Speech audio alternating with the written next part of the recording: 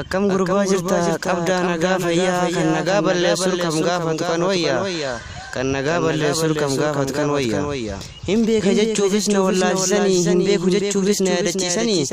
amma fana immoo saalih naan jedhanii amma fana immoo saalih naan jedhanii wanta sitti argameef awwaamirootii fi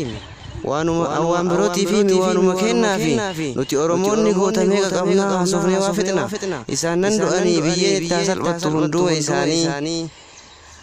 amma kaasofnu waan lubbuun jiranii isaan miidhaan sabaa itti dhagahamu isaan lammiin isaanii miidhamuu dadhabu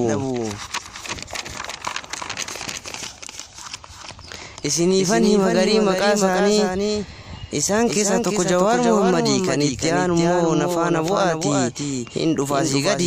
kan itti aanu immoo nafaana bu'aatii hin dhufaasii gadi eeyyen dhugaa kan keeti seenaan dhalootarraa dhalootatti darbaa bar ajaa'ibumaa kan Baqqalaa Garbaa ilmi namaa kun waa hedduu hasaasaa ani immoo yoomiyyuu dhugaadha ol baasaa qabsaa dhugaatii jaalabdii raggaasaa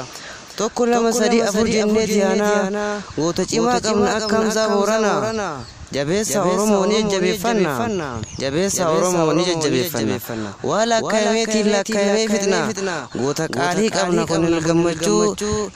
ilma ayyaanaa kanaaf cimsineetiin anfannee jaalanna Oromoo yoom godha jara nameeraa hayyuudha kaashamsaan shamsaddiin xaahaa rabbiin qabaachuun keenya Oromoo nuuf raaha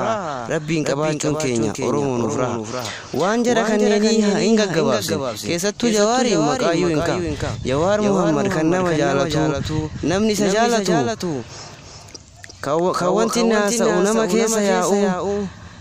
seenaa nam kanneenii hammanaan dubbachuun danda'amuu miti hittuu hin yaadamu yeroo waan hin qabneef kanaaf gabaabsine tanumaan buhaaraa isinii dhaammanne hunda isaaniitu galatoomaa jennaan qilintoo sanaayis isin baafna jennaan galatoomaa jennaan